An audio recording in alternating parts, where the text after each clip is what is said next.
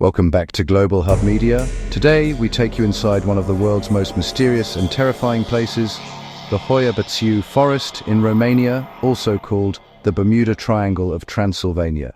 This forest lies near the city of Cluj-Napoca in Transylvania. For decades, it has been known as one of the most haunted and unexplained forests in the world. Visitors report strange feelings, sudden anxiety, dizziness, and even unexplained headaches. Some claim to see mysterious glowing lights, hear strange whispers, or capture shadowy figures on camera. In fact, photographs of UFOs taken here have fueled countless theories. Some say the forest is a gateway to another dimension. Others believe it hides energies we still cannot explain. The Hoia-Baciu forest, chilling, mysterious, unforgettable. But what do you think? Is it truly haunted, or just a product of human imagination? Don't forget to like, share, and subscribe to Global Hub Media for more amazing stories from around the world.